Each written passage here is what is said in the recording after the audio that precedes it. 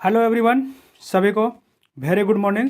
तो दोस्तों, उम्मीद करते हैं कि आप लोग मस्त होंगे और आप लोगों का सभी का तैयारी जो है अच्छी तरीके से चल रहा होगा। तो चलिए, आज का जो क्लास है इसमें हम लोग देखने वाले हैं जो पावलोव साहब है उनका जो सिद्धांत है, उन्होंने सिद्धांत में क्या दिया था उनके बारे में आज हम लोग देखने वाले हैं। ठीक है, तो हम लोग का अभी मनोवैज्ञानिक का सिद्धांत का थ्योरी का सीरीज चल रहा है।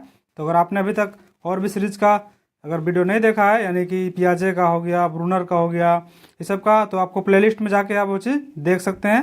तो चलिए आज का क्लास को शुरू करते हैं। तो मैं हूं घनश्याम और आप देख रहे हैं मिशन शिक्षा। तो चलिए, इसमें जो पावला का जो सिद्धांत है, उन्होंने अपने सिद्धांत में क्या दिया था, क्या कहा था, किस पे ये प्रयोग किए थे, उस सब बारे को ये सारे डिटेल से जानने वाले हैं।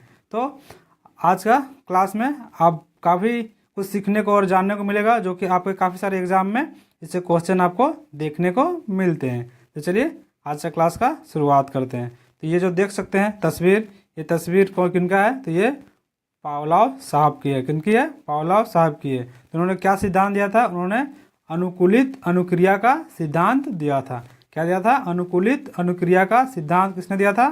तो पावलोव साहब ने दिया था। ठीक है, तो चलिए अब आगे चलते हैं, उनका एक सामान्य परिचय लेते हैं और उनके बारे में जानते हैं। ठीक है, तो देखिए, जो पावलोव साहब है वो कहाँ के निवासी थे? तो वो रूस के निवासी थे। कहाँ के थे? एक रूस के निवासी थे, रूसी वैज्ञानिक थे, रूसी मनोवैज्ञानिक थे। नेक्स्ट है, जो पावलोव साहब है उनको नोबेल पुरस्कार से नवाजा गया था, यानी उसको नोबेल पुरस्कार मिला था। तो कब मिला था? तो 1904 ईस्वी में मिला था। कब मिला था? तो 1904 ईस्वी में नोबेल पुरस्कार से नवाजा गया था। किनको? पावलोव साहब को। चलिए आगे के पॉइंट देखते हैं कि जो पावलोव साहब है उन्होंने अपने प्रयोग में कौन से जानवर का उपयोग किया था? तो उन्होंने प्रयोग में कुत्ते का उपयोग किया था। किसमें किया था? कुत्ते का उपयोग किया था। नेक्स्ट है, उन्होंने जो पावलोव साहब है उनको किनका जनक कहा था? तो उनको अनुबंधन का जनक कहा था। किनका? अनुबंधन के जनक कहे जाते हैं। कौन? पावलोव साहब। ठीक है, चलिए अब इनके आगे देखते हैं। देखिए, जो पावलोव साहब है उन्होंने जो अलग अलग सिद्धांत दिया है, वो सिद्धांत सबका अन्य नाम क्या है? तो जो सिद्धांत है उस सबका जो और भी क्या क्या नाम से जाना जाता है, जैसे बहुत सारे जो लोगों का उपनाम होता है, अलग अलग नाम से जाना जाता है। इस तरह उन्होंने जो सिद्धांत दिया वो भी सिद्धांत का अलग अलग नाम से लोग जानते हैं, अलग अलग से क्वेश्चन पूछा जाता है अलग अलग तरीके से। तो चलिए उसको भी अभी हम लोग देखने वाले हैं। तो देखिए, सबसे पहले देखते हैं कि अनुकूलन अनुक्रिया का सिद्धांत, यानी कि अनुकूलन अनुक्रिया का सिद्धांत किसने दिया है? तो पावलोव साहब ने दिया है। किसने दिया है? पावलोव साहब ने दिया है। नेक्स्ट है शास्त्रीय अनुबंधन का सिद्धांत। क्वेश्चन रहेगा कि शास्त्रीय अनुबंधन का सिद्धांत किसने दिया है? तो पावलोव साहब ने दिया है। ठीक है, या तो रहेगा इसमें से पावलोव साहब का सिद्धांत कौन सा है? तो उसमें रहेगा शास्त्रीय अनुबंधन का सिद्धांत। ठीक है, नेक्स्ट है, अगला क्या नाम से जाना जाता है? तो अनुबंधन का सिद्धांत। क्या? तो अनुबंधन का सिद्धांत के नाम से जाना जाता है। नेक्स्ट है, अगला क्या नाम से जाना जाता है? तो अनुकूलन का सिद्धांत के नाम से जाना जाता है। क्या? तो अनुकूलन का सिद्धांत के नाम से जाना जाता है। अगला देखते हैं, अगला क्या नाम से जाना जाता है? अगला क्लासिकल थ्योरी। क्या चीज? तो क्लासिकल थ्योरी के नाम से भी किसको जाना जाता है? तो पावलोव साहब का जो सिद्धांत है उसको क्लासिकल थ्योरी के नाम से जाना जाता है। ठीक है, नेक्स्ट देखते हैं कि और भी इनको क्या क्या नाम से जाना जाता है। तो ये जो है एस प्रकार का सिद्धांत, यानी एस प्रकार का सिद्धांत किसने दिया है? तो पावलोव साहब ने दिया है। अगला है कि अधिगम का प्राचीन सिद्धांत, जिसको हम लोग परंपरागत सिद्धांत कहते हैं, जिसको हम लोग परंपरागत सिद्धांत भी कहते हैं। तो वो किसने दिया है? तो ये भी अधिगम का प्राचीन सिद्धांत या परंपरागत सिद्धांत पावलोव साहब का ही देन है। ठीक ना। नेक्स्ट है S R bond. S R bond सिद्धांत किसने दिया है? तो एस आर बॉन्ड मतलब एस जो पहले इसको एस के इसमें खाना को बोला गया था, भोजन को, और आर जो अनुक्रिया करता था कुत्ता, उसको बोला गया था। तो ये चीज़ है कि एस आर बॉन्ड दोनों के बीच में संबंध स्थापित होता है, उसी को बोलाता है एस आर बॉन्ड। तो एस आर बॉन्ड का सिद्धांत किसने दिया था? तो भी पावलोव साहब ने दिया था। ठीक है, तो चलिए अब इससे आगे चलते हैं और इनको समझते हैं इनका सिद्धांत के बारे में। तो देखिए, पावलोव का सिद्धांत और प्रयोग, तो उन्होंने किस पे सिद्धांत क्या दिया था? उन्होंने सबसे पहले उन्होंने कुत्ता लिया था। क्या चीज? कुत्ता। तो कुत्ते का क्या बांध दिया था रस्सी के जरिए, यहाँ पे देखिए बांधा हुआ है, और यहाँ पे इसको खाना इसको देता है। तो खाना कब देता है? देखिए, भोजन है एक तरफ, जिसको हम लोग इसमें उत्पीड़न कहा जाता है। क्या कहा जाता है? उत्पीड़न, उद्दीपन इसको कहा जाता है भोजन को। ठीक है, जबकि कुत्ता कहा जाता है, कुत्ता को अनुक्रिया करता कहा जाता है। ठीक ना। तो चलिए इसको अच्छा से समझते हैं। तो देखिए, जब जो है कुत्ता जो यहाँ बांधा हुआ है और जब कुत्ता के सामने यहाँ पे भोजन लाया जाता है, यानी कुछ भी खाने के लिए इसके सामने लाया जाता है जो कुत्ता का पसंदीदा होता है, तो कुत्ता के मुंह में लार आने लगता है। क्या आता है? तो कुत्ता के मुंह में लार आना शुरू हो जाता है। ठीक है। दूसरी बात, अब दूसरी बात यह है कि जब कुत्ता के सामने घंटी लाया जाता है, घंटी, ये जो घंटी दिख रहा है, ये जो घंटी है वो कुत्ता के सामने लाया जाता है और साथ में खाना भी लाया जाता है। तो घंटी और कुत्ता खाना साथ में लाया जाता है तो भी कुत्ता का जो क्या है, लार जो है मुंह से टपकना शुरू हो जाता है। क्या होता है? लार टपकना शुरू हो जाता है। तो पहला हम लोग क्या देखें, पहला पॉइंट कि जब कुत्ता को कुत्ता के सामने भोजन लाया जाता है तो कुत्ता में लार टपकता है। क्या टपकता है? लार टपकने के उनको खाने की जिज्ञासा उत्पन्न होता है। दूसरा हम लोग क्या देखें, जब जो कुत्ता है, कुत्ता के सामने घंटी लाया जाता है, घंटी और खाना दोनों लाया जाता है, भोजन, घंटी और खाना दोनों लाया जाता है। तो क्या होता है, तो घंटी, कौन सा घंटी का आवाज़ क्या है उसको भी सुन रहा है कि कौन सा घंटी में खाना आता है, मतलब क्या घंटी, कैसा घंटी बजता है। घंटी बहुत प्रकार का होता है, तो कैसा घंटी बजता है तो हमको खाना मिलता है। इस चीज़ को ये ऑब्जर्व करता है और ये ध्यान में केंद्रित कर लेता है कि कौन सा घंटी बजेगा तो खाना बजेगा। तो अभी जो है इन्होंने घंटी बजाया तो उसको, और घंटी बजाया तो खाना के साथ साथ घंटी भी लाया। नेक्स्ट है तीसरा पॉइंट में हम लोग समझते हैं कि सिर्फ खाना नहीं लाता है। क्या लाता है? खाना नहीं लाता है, सिर्फ घंटी बजाता है। तो घंटी भी किस तरीके, पहले अलग अलग प्रयोग किया था, अलग अलग प्रकार के, अलग अलग बार से। तो एक बार देखा कि बहुत सारा घंटी बजाया। क्या बहुत सारा घंटी बजाया, जिसमें जो खाना वाला घंटी था वो नहीं बजाया, तो कुत्ता का जो मुंह में वो लार नहीं आता है। जबकि वो खाना वाला घंटी बजाया तो कुत्ता के मुंह में लार आता है। क्या है? तीसरा पॉइंट है। क्या है? तीसरा पॉइंट है। तो उसमें वो अंतर स्पष्ट कर पाता है, उसको ऑब्जर्व कर पाता है, उसको जान पाता है कि कौन सा घंटी में खाना आता है और कौन सा घंटी में नहीं आता है। तो ये अगर अलग घंटी, बहुत सारा घंटी अगर मान लीजिए आप यहाँ पे है, तो अलग अलग प्रकार घंटी बजाती है। ये घंटे बजाए तो नहीं आएगा लार, ये घंटे बजाएंगे तो नहीं आएगा लार। जबकि कौन सा में लार आता है फिर से वापस, तो उसमें जिसमें वो खाना के साथ जो बजाया था, वो जो घंटी का आवाज़ आता है तो जाकर फिर वापस लार आ जाता है, यानी खाना के साथ जाता है। और दूसरा पॉइंट जो था, खाना और घंटी दोनों एक साथ बजाया था तो उसमें लार आता है। फर्स्ट में क्या था, सिर्फ और सिर्फ खाना था तो उसमें लार आता है। तो तीसरा में क्या था, जो बजाया गया घंटी का आवाज़ था उसमें, उससे आता है आपका लार। ठीक है। तो चलिए अब इसके आगे समझते हैं इसमें क्या क्या लिखा गया है। देखिए, तो इसमें जो है भोजक को क्या कहा गया, भोजन को उद्दीपक कहा गया। क्या कहा गया है? उद्दीपक कहा गया है। जबकि कुत्ता कहा गया, कुत्ता को अनुकरण क्रिया कहा गया, मतलब अनुक्रिया करने वाला कहा गया। तो ये चीज़ को यहाँ पर लिखा हुआ, इसको हम लोग समझते हैं। देखिए, जब कुत्ते के सामने भोजन रखा जाता है और भोजन हमारा उद्दीपक है, यानी जो भोजन क्या है, उद्दीपक है, तो कुत्ता अनुक्रिया करने लगता है, लार टपकाने लगता है। जो भोजन रखा जाता है तो कुत्ता क्या करता है? लार टपकाता है, अभी हम लोग बताए थे। तो दूसरा पॉइंट में क्या कहता है, जब कुत्ते के सामने भोजन के साथ घंटी बजा के देखा गया, जब कुत्ते के सामने अलग अलग प्रकार के घंटी बजा के देखा गया, तो जो खाना के साथ घंटी बजा के देखा गया, तो जो घंटी, कौन सा घंटी पे खाना आता है उसको वो देख लिया, ऑब्जर्व कर लिया और उसी के हिसाब से वो लार टपकाना शुरू कर दिया फिर से वापस। तीसरा क्या है, तीसरा पॉइंट में क्या कहता है, जब यहाँ पे कुत्ते होगा, जब कुत्ते के सामने अलग अलग घंटी सिर्फ बजाया जाता है, मतलब कुत्ते के सामने जो अलग अलग प्रकार के घंटी बजाए जाते हैं, तो भोजन के समय बजाए जाने वाले घंटी की पहचान कर लेता है। यानी कि जो अलग अलग घंटे बजाए, तो एक बार उसमें से हम भोजन मिला था जिस घंटी की आवाज़ में, उसको भी बजा दिए, तो उस चीज़ को वो पहचान लेता है। तो ये रहा इसका तीसरा पॉइंट। तो उम्मीद करते हैं कि ये जो थ्योरी है आपको अच्छी तरीके से समझ में आ रहा होगा, आसान तरीके से। तो चलिए अब इसके आगे देखते हैं। अगला है कि जो पावलोव के जो इस सिद्धांत के कितने प्रकार है, तो पावलोव के इस सिद्धांत में 3 प्रकार है। क्या प्रकार है? 3 प्रकार है। तो चलिए इसको समझते हैं। तो पावलोव के सिद्धांत का कितने प्रकार है, तो 3 प्रकार है। तो कौन सा है? उद्दीपक। क्या है? उद्दीपक। तो उद्दीपक क्या है, तो बेल बजने से खाना मिलता है तो लार आती है, यानी कि जो बेल बजता है तो बेल बजने से खाना मिलता है। तो जैसे कि जब वो बजाया गया बेल, तो उसमें उसको पता चलता है कि नहीं ये बेल बजाएंगे तो खाना मिलता है, वो चीज़ को पहचान कर लिया था। ठीक ना। नेक्स्ट है, दूसरा है विलोपन। विलोपन में क्या कहता है, तो बेल बजा दिया अलग अलग, बेल बजाया गया अलग अलग, ठीक ना, तो बेल बजा दिया अलग अलग, उसमें से खाना मिलने वाला नहीं बजाया, पर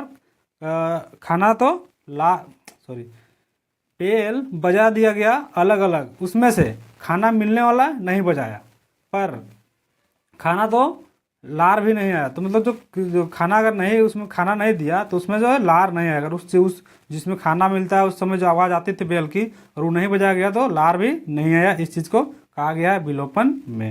नेक्स्ट है कि घंटी के में अंतर करना शुरू कर दिया, किसमें खाना मिलता है और किसमें नहीं। अभी पहले बताए थे तो घंटी में विभेद करना मतलब विभेद अलग करना, अंतर करना शुरू कर दिया कि किसमें खाना मिलता है कौन सा घंटी का आवाज़ में। तो ये देख रहा है, देखिए रे ये जो घंटी का जिसमें खाना मिलता था और यहाँ मान लो खाना रख दिए तो इसमें खाना मिला तो लार टपकाना शुरू कर दिया, जबकि जो दूसरा घंटी बजाएंगे तो उसमें लार नहीं टपकाएगा, रिएक्ट नहीं करेगा। ठीक है, चलिए अब इसके आगे देखते हैं। इसका कक्षा में प्रयोग क्या क्या हम लोग को देखने को मिल सकता है। तो कक्षा में प्रयोग देखने को क्या मिलेगा, तो स्कूल में घंटी बजने से बच्चों द्वारा थैला बंद करना अनुबंधन कराता है। जो कि स्कूल में जैसे छुट्टी का समय होता है तो जो बच्चे को तो घंटी बज जाता है तो और जो थैला जो है अपना बंद कर लेता है, क्यों घर भागना है दौड़ के। हम लोग बचपन में थे ना, जब स्कूल जाते थे सरकारी स्कूल तो उसमें घंटी बजता था और पहले से हम लोग रेडी रखते थे थैला, जैसे ही बजा पूरा धड़ाक से ना निकल के एकदम पूरा दरवाजा में दौड़ के जाना और बाहर निकल के दौड़ जाना। इस तरीके से हम लोग करते थे, ये चीज़ को यहाँ पे बताया गया है। जबकि अगर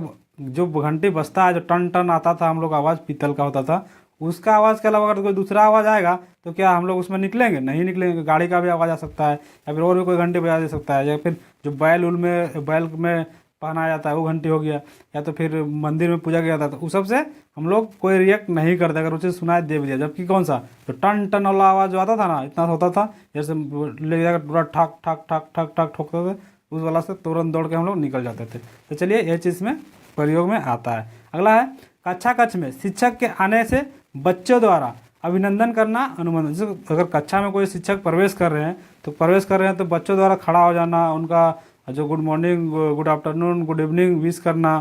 तो ये चीज़ क्या है, वो भी जो नहीं कि टीचर आ गए उससे पहले बच्चा सब खड़ा हो जाता है टीचर के आने से ही और उनका अभिनंदन करता है। ठीक है, अगला देखते हैं कि सुबह जल्दी उठने वाला जो छात्र होता है वो अलार्म लगाता है। तो सुबह जल्दी उठने वाला छात्र है, मान लीजिए कि 5 बजे का या तो 4 बजे का अलार्म लगाया, कितना का 4 बजे का अलार्म लगाया, तो वो जो कुछ दिन तक वो 4 बजे अलार्म के माध्यम से उठेगा। ठीक है, जबकि कुछ दिन बाद क्या होगा कि अलार्म बजने से पहले ही वो उठ जाएगा, अलार्म बजने से पहले उठ जाएगा। आप भी ये चीज़ करके देखे होंगे या फिर आप करके देख सकते हैं कि अगर आप अलार्म लगाइएगा ना तो अगर आपको कुछ इंपॉर्टेंट काम रहेगा तो अलार्म क्या आपको अगर उठना है 4 बजे ना तो आप 2 बजे ही उठ के रेडी हो जाएगा, 3 बजे ही उठ के रेडी हो जाएगा। तो क्यों? क्योंकि ये अनुबंधन के द्वारा ही ये चीज़ होता है, इसी का प्रयोग उन्होंने किया था। चलिए अब आगे देखते हैं।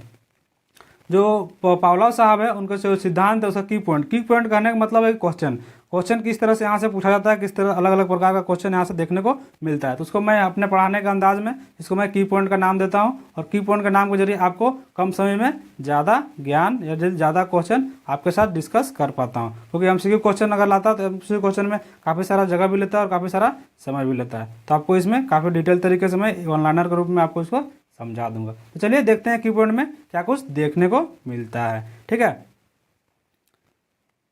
तो देख सकते हैं जो पावलोव साहब का जो सिद्धांत है उसको क्या बोला, सिग्नल का सिद्धांत। सिग्नल कैसे, घंटी बजा था ना, घंटे बजा क्या मिला हम लोग को सिग्नल। जो कुत्ता जो था, कुत्ता तो क्या उसको घंटी बजा, तो घंटी बजा तो पता चल गया कि हमको खाना आने वाला, कौन सा घंटे में खाना मिलेगा, कौन सा घंटे में खाना नहीं मिलेगा। तो ये चीज़ को एस और आर के बीच में रिलेशन स्थापित कर लेता है, उसी को एस आर बॉन्ड भी कहते हैं या तो एस बॉन्ड भी कहते हैं। ठीक है, चलिए आगे देखते हैं। तो पावलोव साहब कहाँ के रहने वाले थे, तो वो रूस के रहने वाले थे। कहाँ के थे, रूस के रहने वाले थे।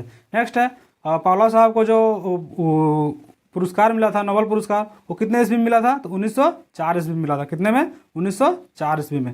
नेक्स्ट है पावलोव साहब ने जो प्रयोग किया था वो किस में किया था, तो पावलोव साहब ने प्रयोग किया था वो किस में किया था, तो कुत्ते पे किया था। किस में किया था, कुत्ते पे किया था। अगला है शास्त्रीय अनुबंधन का सिद्धांत। तो शास्त्रीय अनुबंधन का सिद्धांत है वो किसने दिया है, तो शास्त्रीय अनुबंधन का सिद्धांत पावलोव साहब ने दिया था। और एक चीज़ यहाँ पे है, जो पावलोव साहब है उन्होंने किस में दिया था सिद्धांत, किस में प्रयोग किया था, तो कुत्ते पे किया था। जबकि थॉर्नडाइक साहब ने किस में किया था, तो थॉर्नडाइक साहब ने बिल्ली पे किया था। जबकि स्किनर साहब ने किस में किया था, तो स्किनर साहब ने चूहा पे और कबूतर पे किया था। किसमें, चूहा और कबूतर पे, किसने, स्किनर साहब ने। वो भी आपको देखने को मिलेगा यहाँ पे क्वेश्चन में।